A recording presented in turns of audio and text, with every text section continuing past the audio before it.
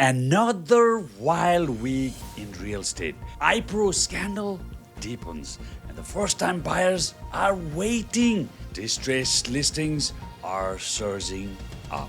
Then, Brampton property tax crisis. What it all means for you. All right, let's dive into this week's market stats for Burlington, Oakville, and Toronto, and what they mean if you are buying or selling right now. Burlington saw 140 new listings this week with an average list price about 1.3 million. The surprise, the biggest group of new listings were at the high end. That means the total inventory is 932 active listings, including 390 detached homes. On the sales side, Burlington recorded 51 sales with an average price of 1,050,000. The hottest price band was 900 to just $1 million. Detached homes made up 53% of the sales. 27 detached homes sold with an average price of 1.3 million. They took roughly 34 days to sell and brought in 97% of list price. For buyers, more luxury options, but if you're in the 900 to 1 million bracket, that's where the competition is. And to you sellers, detached homes are still moving, but expect buyers to negotiate. Now over to Oakville. Oakville had 193 new listings and almost 60% were detached homes. The average list price was 1.85 million.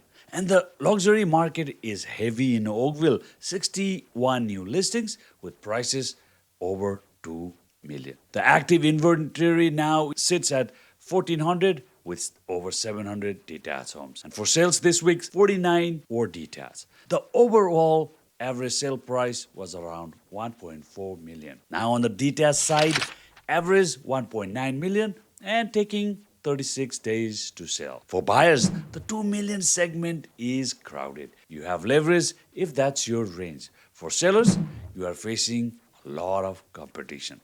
Presentation and realistic pricings are everything. Let's now head over to Toronto news. That's where the big story is. The inventory continues to surge. There are now over 10,600 active listings and more than 6,000 are condo apartments. This week alone, 936 new listings came into the market. 56 of them were condos. The detached homes makes up 521 new listings. 165 of those were above 2 million on the detached side. On the condo side, 736 new listings came on the market and 169 were in the price range of 500 to 600,000.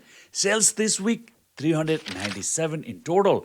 Condos made up 38% of those sales. 146 condos were sold at an average of $650,000. They take about 42 days to move. And on the detached side, 149 sales, 1.8 million in average, 37 days to sell. And detached homes are moving faster, about 20 days on the market. For buyers, the 500 to 600,000 condo market has never had more choice.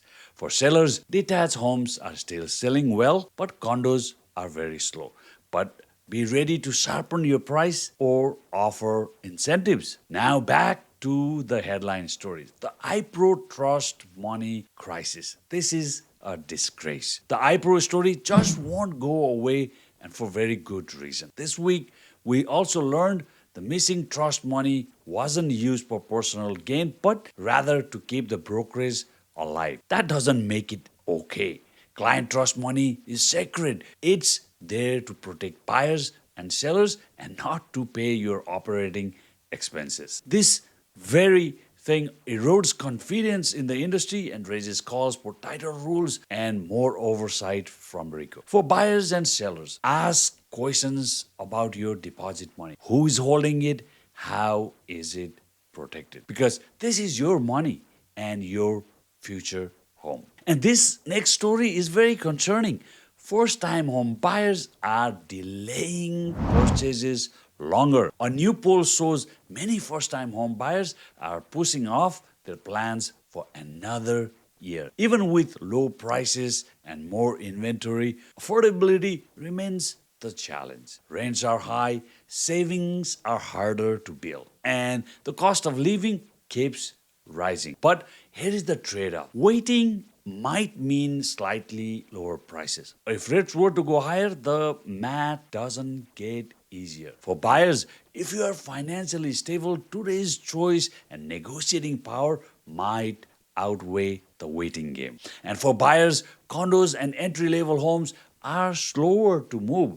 Price and presentation matters more than ever. Next, in the story of Toronto distressed listings. In Toronto, distressed listings just hit a record high. These are homes where sellers have to sell often because carrying costs have become unbearable. And it's not just variable rate owners, it's also landlords facing high taxes, utilities, and insurance. This creates pressure on prices, but it doesn't always mean fire sale. For buyers, there are opportunities. But do your homework. Some distressed homes comes with issues like tenants, deferred maintenance, and huge repair bill. For sellers, you are competing with motivated sellers and the market isn't forgiving.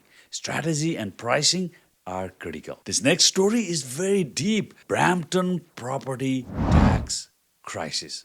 A new report shows Brampton property tax accounts sent to bailiffs are up 400% under Patrick Brown's leadership. That's a massive jump, and it's not just politics. It shows financial stress is hitting households. When families can't keep up with property taxes, it's often tied to bigger affordability issue. For buyers, don't just budget for your mortgages. Taxes matter too. They are a real part of monthly carrying costs. For sellers, higher taxes make properties less attractive, especially to investors, and that can impact demand. So, what was the theme this week? Confidence and affordability. Whether it's deposits, distressed sales, or property taxes, every headline points to one thing: buyers are cautious and sellers need to be strategic. If you're thinking of buying or selling, let's talk about how to position you for success in today's market. I'm Roshan Basnet, and as always, let's keep what's yours. See you on my next video.